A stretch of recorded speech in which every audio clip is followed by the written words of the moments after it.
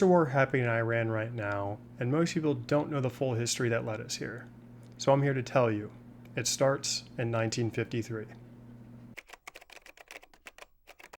Here's something your history class probably glossed over. In 1953, Iran had a democratically elected prime minister named Mohammad Mossadegh. He was popular and he was a nationalist, and he did something that made the British government absolutely furious. He nationalized Iran's oil industry. See, for decades, Iran's oil had been controlled by a British company called the Anglo-Iranian Oil Company, and the profits mostly left the country. Mossadegh said, basically, that's our oil, we're taking it back. Britain didn't have the military muscle to respond alone, so they went to Washington and made a pitch. Mossadegh is a communist threat, the Soviets are going to move in if you don't act. At the time, the Truman administration said no. Truman's team looked at the situation, they didn't buy the communist framing, they actually considered supporting Mossadegh. They thought getting involved with overthrowing democracy would ultimately push them closer to the Soviets. Then, in 1952, Eisenhower won the election, Britain made the same pitch to his administration, and Eisenhower said yes. The CIA decided to launch Operation Ajax, and it was actually run by a man named Kermit Roosevelt. And fun fact, he was the grandson of President Teddy Roosevelt. Crazy. He showed up in Tehran with a suitcase full of cash and a plan. He hired mobsters in Tehran to stage riots, bribed newspapers to print anti-Mossadegh propaganda, had street gangs posing as communists attack religious leaders, all to make Mossadegh look dangerous. And then he pressured Iran's own military to move against him. On August 19, 1953, Mossadegh was finally overthrown, arrested, tried for treason, and sentenced to house arrest for the rest of his life. The Shah, Mohammad Reza Pahlavi, was reinstalled. And as a thank you to the United States, he signed over 40% of Iran's oil fields to American companies. The CIA has since confirmed its role. None of this is contested history. The 1953 coup didn't directly create the RGC, but it set the dominoes in motion. The CIA reinstated the Shah. The Shah's 26 years of authoritarian US-backed rule created the conditions for the 1979 revolution, and that revolution created the RGC. So when you're watching bunker busters drop on Fordo in 2025, you're watching a chain reaction that started with a CIA agent showing up in Tehran with a suitcase full of cash in 1953. The Shah ruled for 26 more years as an authoritarian, and his secret police, the Savak, were notorious for torture. He repeatedly suppressed political opposition and was backed by the US through all of it. By the late 1970s, there was a broad coalition of Iranians starting to revolt. This included leftists, religious conservatives, nationalists, and students. The revolution wasn't just Islamic extremists, it was almost everybody. Ayatollah Khamenei came back from exile in February of 1979. Millions lined the streets of Tehran to greet him. The Shah was gone, the monarchy was over. And here's where the IRGC enters the picture. 3 months after the revolution, Khomeini established the Islamic Revolutionary Guard Corps. The IRGC wasn't created to fight foreign enemies, not at first. It was created as a parallel military loyal specifically to the revolution, designed to protect the new Islamic Republic from its own army, which had previously served the Shah. Those original 6,000 volunteers grew into one of the most powerful military and political institutions in the Middle East. The IRGC runs businesses, it funds proxy militias across the region, including Hezbollah in Lebanon, Houthis in Yemen, militias in Iraq and Syria, and they all only answer the supreme leader. That institution, the IRGC, is a thread that runs through everything that follows. Here's something most people don't know. The United States actually helped Iran start its nuclear program. In the 1950s, under Eisenhower's Atoms for Peace initiative, America provided Iran with its first nuclear reactor. At the time, the Shah was considered a reliable partner. But then the revolution happened, and that partnership became a liability. After 1979, Iran's new government quietly continued development on its nuclear capabilities. The goal, at least officially, was always civilian energy, but the world remained skeptical, and not without reason. Iran sits in one of the most nuclear-armed neighborhoods on the planet. Pakistan has nukes, India has nukes, Israel almost certainly has them, but has never signed the Non-Proliferation Treaty. Whether Iran was pursuing a weapon or genuinely just energy independence, the strategic logic for wanting the capability was not hard to understand.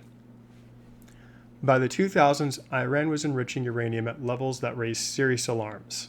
A 2007 intelligence assessment concluded that Iran had suspended active weapons development in 2003, but the program continued and the enrichment continued.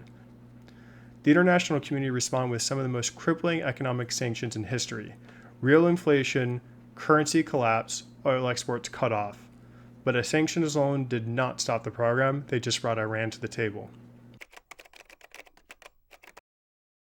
In July 2015, after 20 months of negotiations, the Obama administration and 5 other world powers known as the P5+1, which includes China, France, Russia, the UK, the US, plus Germany, struck a deal with Iran.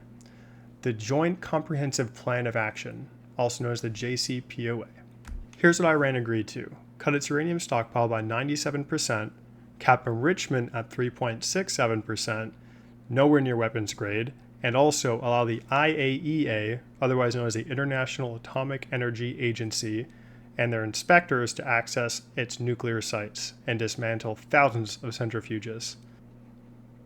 In exchange, the US and its partners lifted nuclear-related sanctions, and about $100 billion in frozen assets were unfrozen, and Iran's oil exports came back online. Was it a good deal? It kind of depends on who you ask, and I think you have to be honest about both sides here. The deal was working. The IAEA certified Iranian compliance repeatedly. Iran's breakout time, which is the window it would need to produce weapons-grade material, stretched from a few months to over a year. But it had real flaws. The deal did nothing about Iran's ballistic missile program, and it didn't address the IRGC's proxy network, as in the funding of Hezbollah, Houthis, Hamas, etc., and it had sunset provisions. Key enrichment restrictions would expire in 10 to 15 years, meaning the deal was always temporary. The architects of the deal had a response to those criticisms: solve the existential nuclear threat now, and address the rest through continued diplomacy. You can either agree or disagree with that approach, but the rest never happened.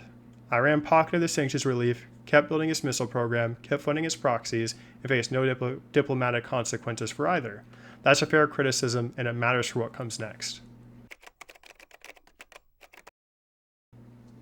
In May 2018, Trump pulled the United States out of the JCPOA.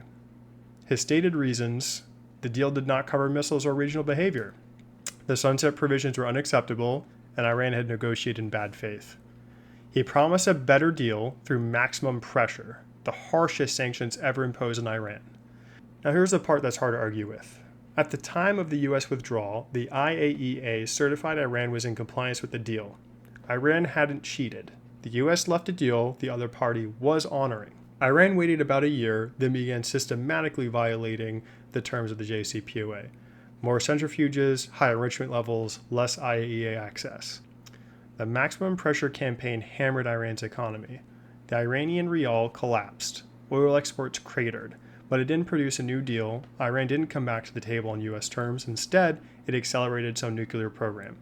By 2020, Iran was enriching uranium to 60%, nowhere near the 3.67% cap that was in the JCPOA, and getting closer to weapons-grade territory every day. Maximum pressure's theory of change was squeeze them hard enough and they'll make concessions.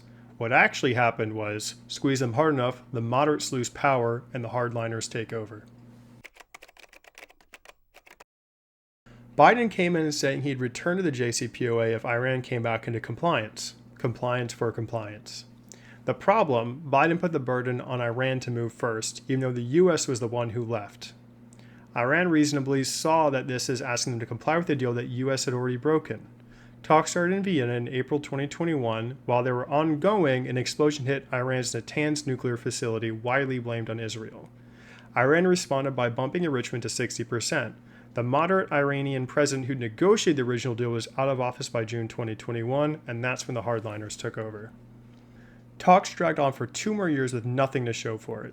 Biden privately called the deal dead in 2022.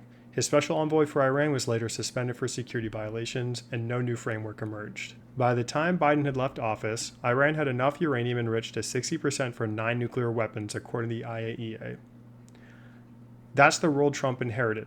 Worse than when Obama left, and worse than when Trump himself left after his first term. Pointing fingers doesn't change the math. Every administration computed the position we are now in sequence. By early 2025, Trump was back.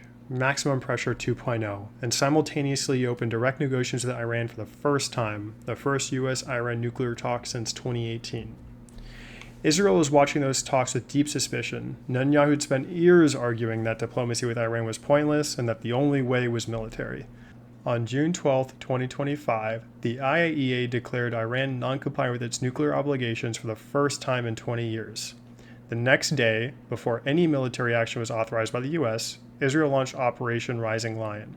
They sent 200 planes at nuclear sites in Natanz, Fordo, and Isfahan, their missile factories, and at senior IRGC commanders.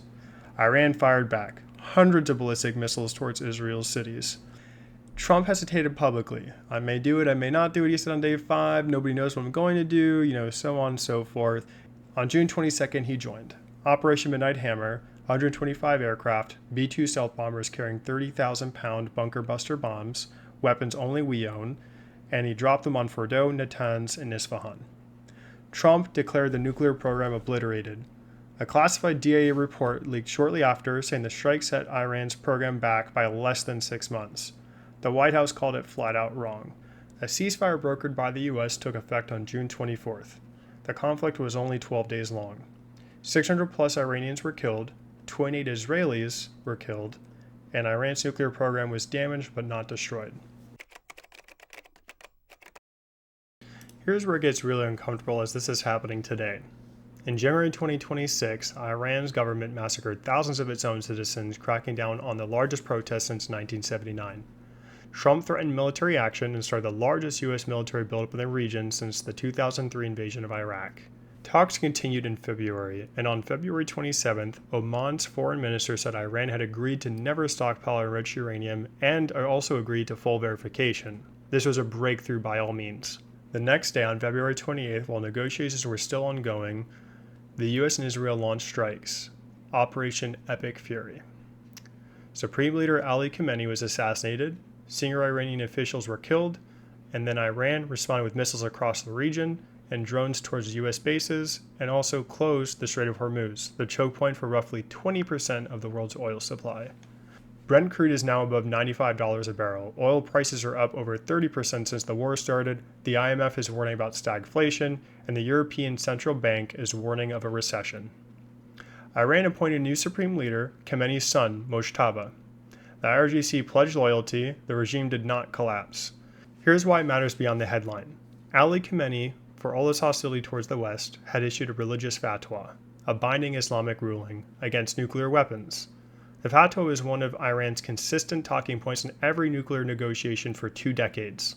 Analysts have generally seen Mojtaba as more open to developing a nuclear weapons program than his father, opposing overall his father's fatwa against them, and one analyst described him as like his father, only on steroids.